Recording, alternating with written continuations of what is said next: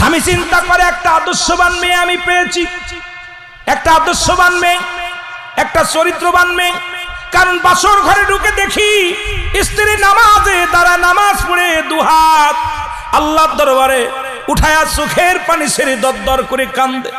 আল্লাহ তুমি আমার মাফ করে দাও। আমি কি জবাব দিব আমার স্বামীর কাছে? আমি কি জবাব দিব স্বামীর কাছে? চোখের পানি ছেড়ে ছেড়ে কাঁদতেছে। হঠাৎ স্বামী ঘরের ভিতরে ঢুকে বললেন, স্ত্রী রে তুমি এত কান্নাকাটি করছো কেন? আজকে বাসর ঘর, আজকে দুজনের মিলন হবে, দুজন কথাবার্তা বলবো।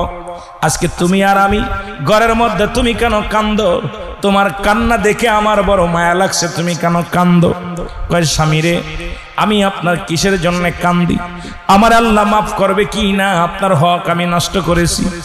কয় কেবল বাসর ঘরে আসতে পারলাম না, কেবল বাসর ঘরে আসতে পারলাম না, তুমি আমার কি হক নষ্ট করলাম?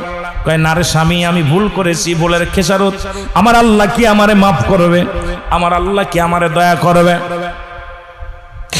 বাসর ঘরে স্ত্রী বলেন, স্বামী রে আমি আপনার কাছে অনুরোধ করি, আমি যদি আমার কথাগুলো বলি, গোপন কথা যদি বলি, আপনি আমাকে এখনই তালাক দিয়ে দিবেন, এখনই আমাকে বাদ দিয়ে দিবেন। আমি এটা বলে ভয় পাই না। আপনি আমাকে তালাক দিবেন, আমার কোনো কষ্ট নাই। আপনি আমাকে ছেড়ে দিবেন, কোনো কষ্ট নাই। আপনি আমাকে বাসর ঘর থেকে তাড়া দিবেন, তাতেও কোনো দুঃখ নাই। আমি শুধু এই চিন্তা করতেছি, একজন আদর্শবান ছেলেকে আমি ঠকাইলাম, একজন আল্লাহ বুজুর্গ ব্যক্তি, নামাজি ব্যক্তিকে আমি ঠকাইলাম। আল্লাহর দরবারে আমি কি জবাব দিব?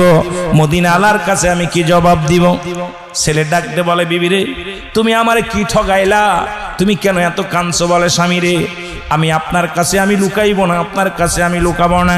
কারণ আমার আল্লাহর কসম করে বলি, যখন আমি আপনার আদর্শ